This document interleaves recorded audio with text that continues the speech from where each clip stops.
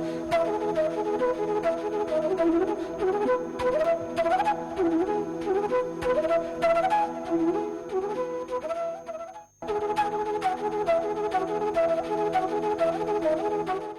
afternoon viewers and welcome to the EduSat live lecture for the science stream. Today we will have Dr. Shashank Deep, who is Associate Professor at Indian Institute of Technology, Delhi. He is an expert in physical chemistry and thermodynamics, and we are honored to have him to start this series on thermodynamics. So without further ado, I welcome Dr. Shashank Deep. Thank you, Nati. Today I am going to talk about thermodynamics, and I will start with introduction. So our module 1 is Introduction to Thermodynamics. What is thermodynamics? Although there are 4 different laws of thermodynamics, thermodynamics is mainly about 2 simple laws, which is first law and second law. Third law and zeroth law is basically the definition for temperature and entropy. So thermodynamics is 2 simple laws and a bit of mathematics. Although these are 2 simple laws, it can explain any physical or chemical processes, and that is the beauty of thermodynamics. It can be written in 2 sentences. These laws can be written in 2 sentences, but it can tell whether a particular process, whether a physical or chemical, can happen or not. If it doesn't happen, what we can change so that that process can also take place. So thermodynamics is 2 simple laws and a bit of mathematics. Where we can apply thermodynamics? We can apply thermodynamics, as I told you, for understanding any chemical or physical processes. I am going to give some of the examples. We can look at the effect of gravitational field, centrifugal field, and surface area on the properties of the system. We can look at phase transitions, any phase transition, which is the basis of material science. For example, like graphite to diamond conversions, helium normal to superfluid transition, conductor to semiconductor transition, change of boiling point of a liquid with pressure, or addition of solute. So if we want to change a boiling point or melting point, we can take help of thermodynamics. Thermodynamics not only limited to chemistry, we can even apply to biochemistry. We can study enzyme and protein stability. We can look at DNA stability. We can also understand metabolical processes, which generally leads to mechanical work provided by the living organism. And finally, we can also look at how we can design a drug.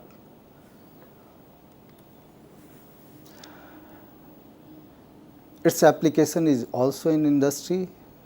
Lot of industrial chemistry is governed by thermodynamics.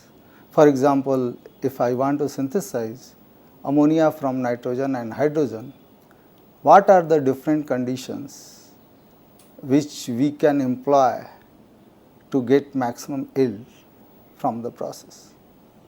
That is again any reactions which you can think of.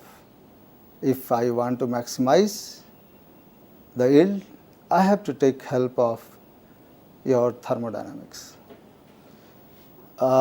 Then there is a separation industry, and even in separation industry, which has inorganic chemistry and chemical separation, we need to understand thermodynamics of complexation with macrocyclic ligands to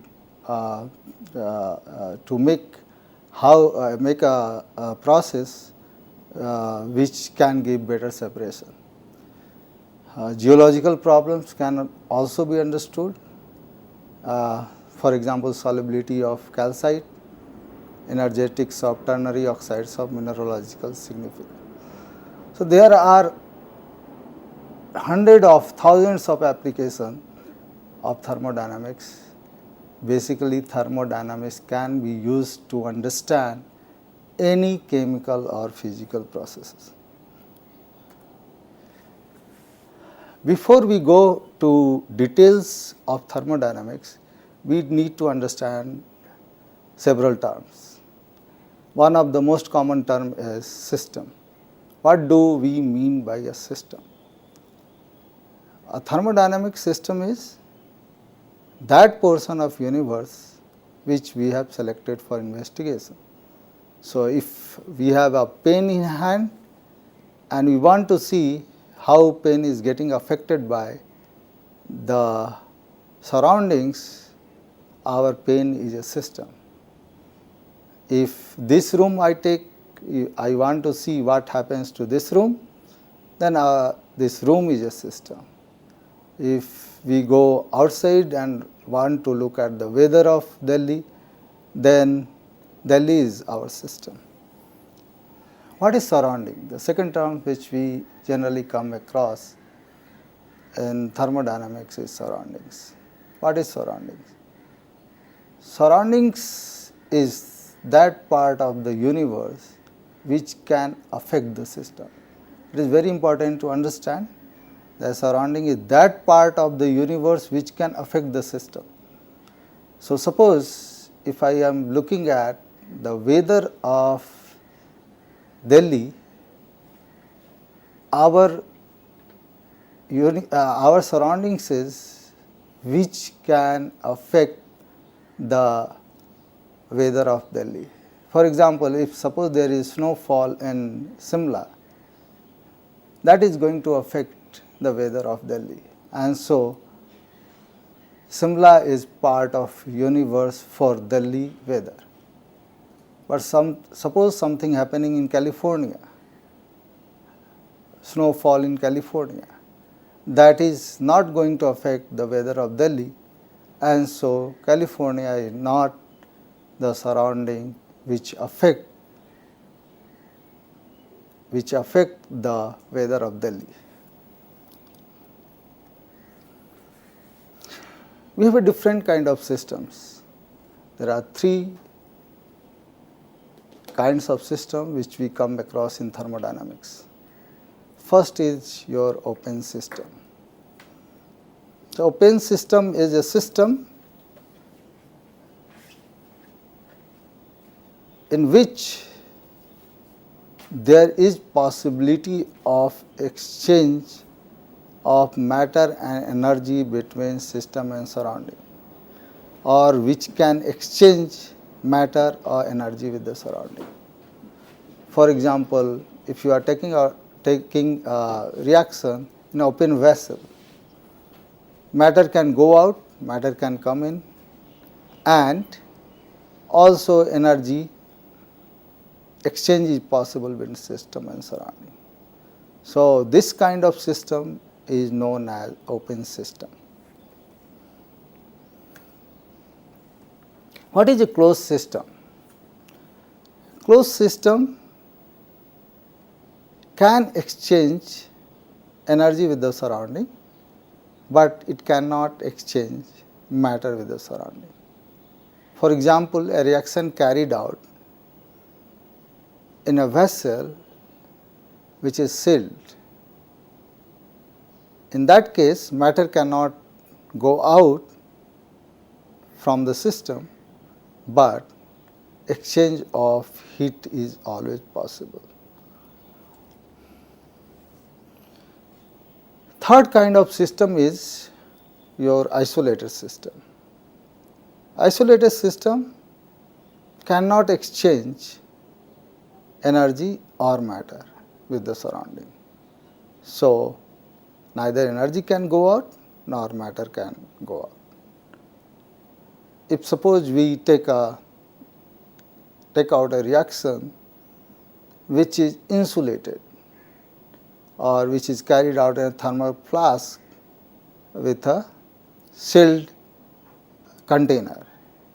In that case, your matter cannot go out, and also heat exchange is not possible between system and surrounding. After this discussion of systems, we need to understand the concept of boundary, because it is boundary which separates a closed system from an isolated system. The boundary basically separates the system from the surrounding. So, we generally know that heat flows from hot to cold. So, that can only happen if we have a diathermic wall between system and surrounding. If there is a diabatic wall, which you can see in the lower picture, heat cannot go out. Heat cannot go out from a hot part to a cold part. That kind of boundary is called adiabatic, or that kind of wall is called adiabatic wall.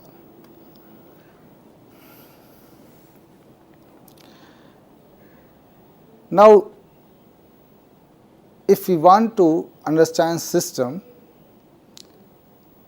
first thing we need to know is what is the state of the system. A state of the system is generally defined as the complete set of all its properties, which can change during a specified process. There is importance of a state of the system, since when a system is at equilibrium, its state is defined entirely by state variables and not by the history of the system.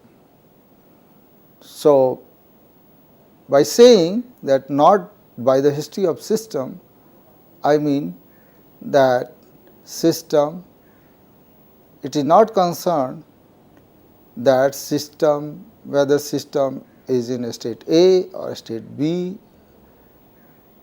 it is only or which path it has taken,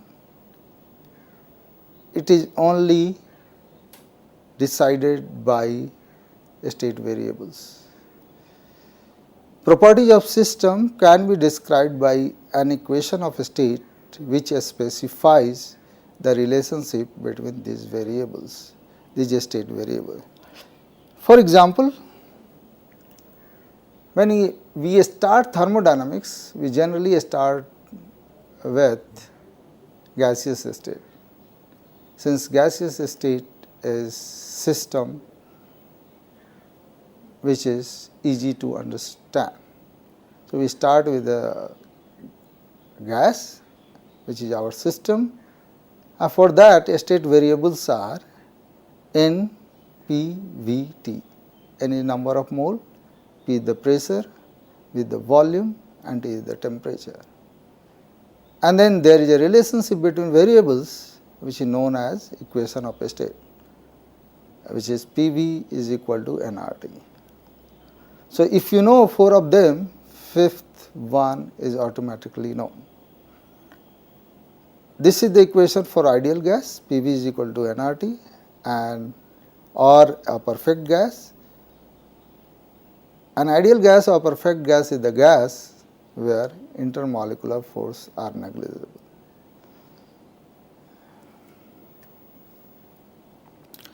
Let us think about what is temperature. Now, question is, do we need the definition of temperature? Isn't by just touching a particular object we can know the temperature. If it is cold, then we say that it is at lower temperature. When it is hot, we say it is at higher temperature. So, why there is need for definition of temperature? There is a need for definition of temperature. Now, suppose there are two objects at the same temperature, for example, wood or an steel. If you touch both of them, they will feel differently,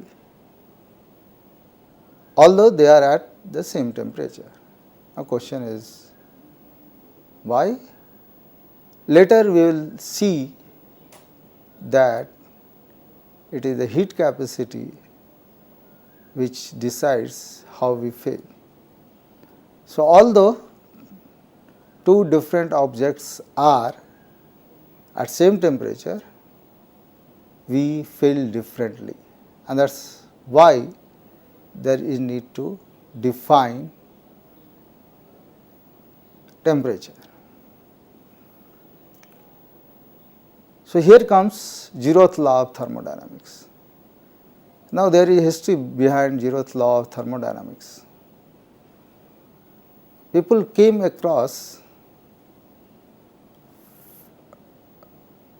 first what is known as first law of thermodynamics and second law of thermodynamics. When they are trying to understand first and second law of thermodynamics, they understood that there is need to define temperature, and that led to the development of what is known as Zeroth law of thermodynamics. And since first and second has already been named, so they named Zeroth law of thermodynamics. So, this question we already asked, do we need definition of temperature?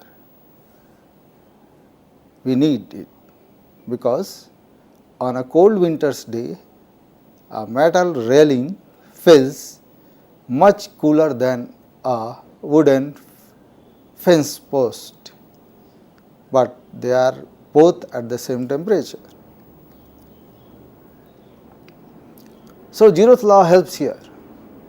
If two systems are separately in thermal equilibrium with a third, then they must also be in thermal equilibrium with each other, and that lead to the development of thermometers, and we can measure temperature using thermometers. There are other variables we come across for a system like gas is volume of the gas.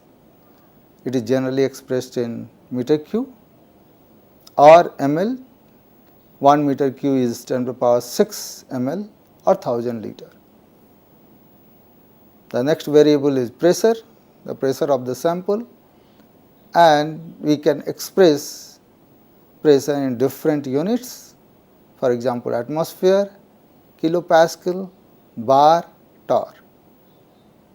1 atmosphere is equal to 101.325 kilopascal, and that is equal to 1.01 bar, and that again equal to 760 torr. Again temperature, which is the temperature of the sample, and it is expressed in Kelvin. Composition, N, it is expressed in moles. All the thermodynamic variables can be separated in two different functions. One is path function, another is state function.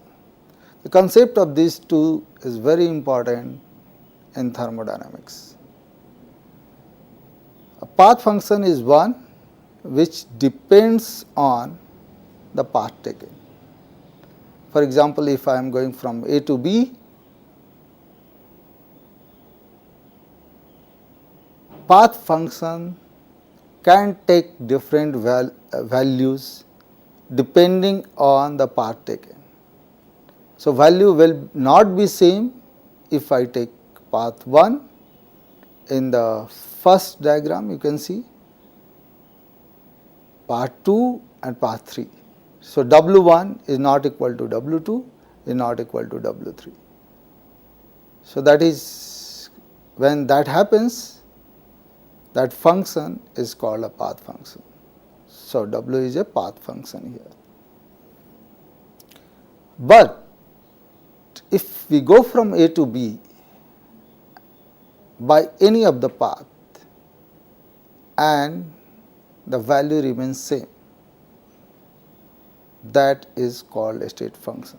For example, volume is a state function, because if it does not matter whether we go from root 1, root 2, root 3, Vb minus Va is always going to be the same.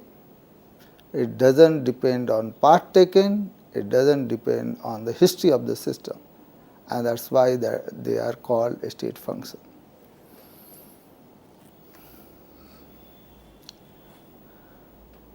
So, how do we know that a function is a state function? If a function is a state function, if we integrate it between A and B state, you will get only one value, Vb minus Va. So, differential of a state function is called exact differential. But if you have path function, differential of path function will not be, integration of differential of path function will not be equal to Wb minus Wa. So, differential of path function is called inexact differential. The value of differential will depend on the path taken.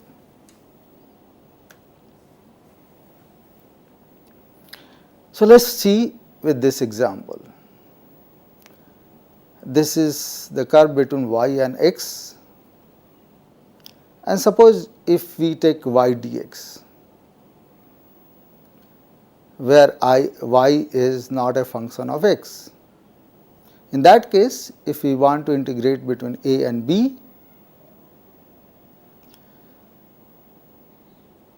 the value will be given by what is shown in this diagram as area 1. Now, you can see here that area 1 will depend on how we go from A to B,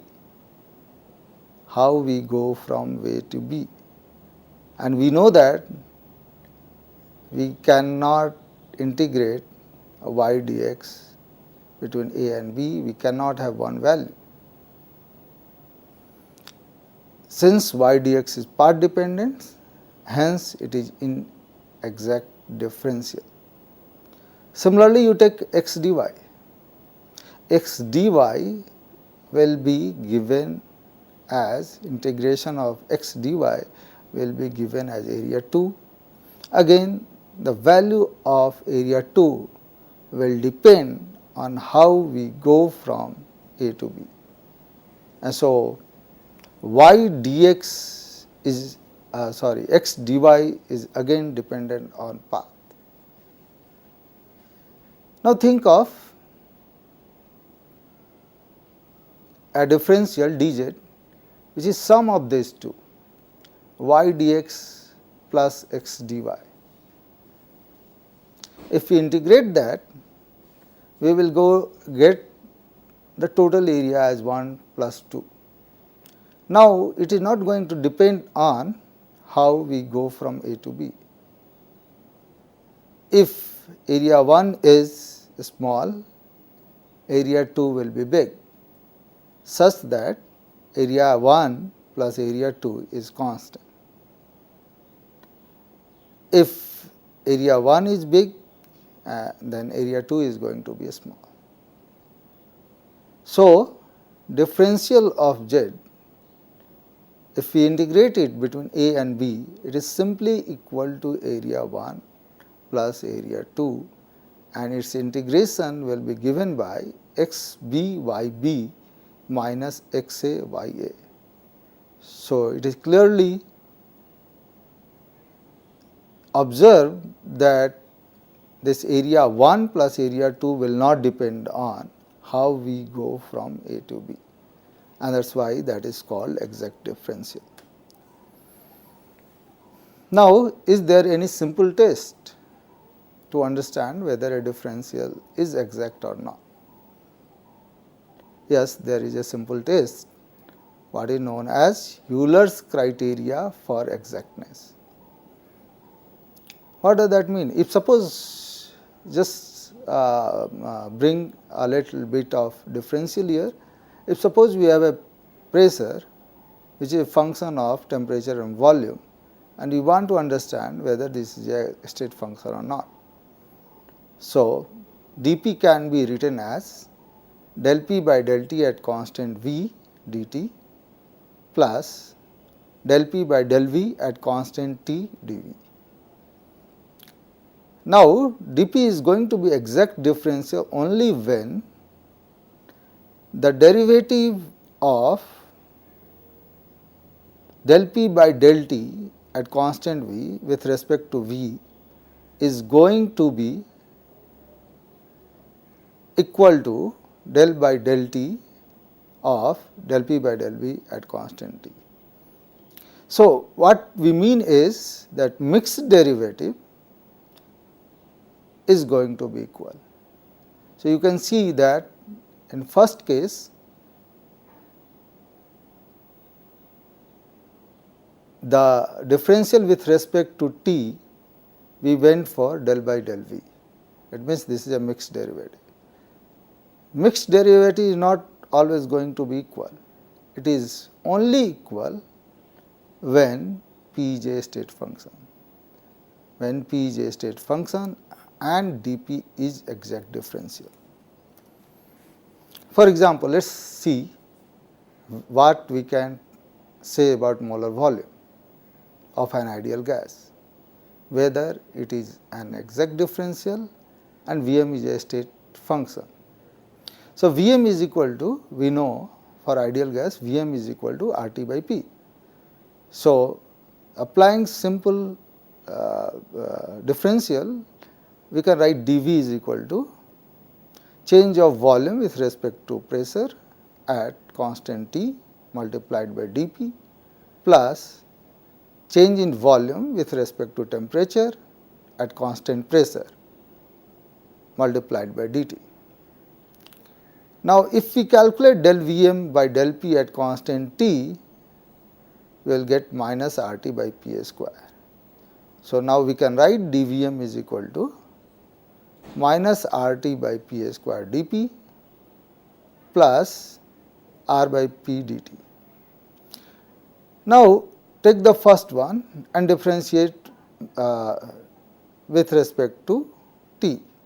So, what we are going to do is, we are going to differentiate minus RT by P square with respect to T and R by P with respect to P.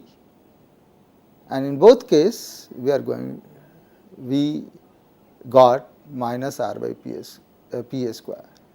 So, you can see that mixed derivatives are equal, and that tells us that dVm is a perfect differential and Vm is a state function.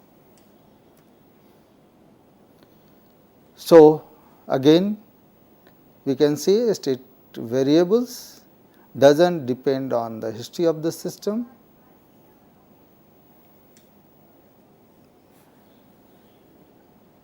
Now, state variables are of two types. All the state variables are of two types. One is called intensive variable and extensive variable. Now, question is how we can decide which one is extensive and which one is intensive.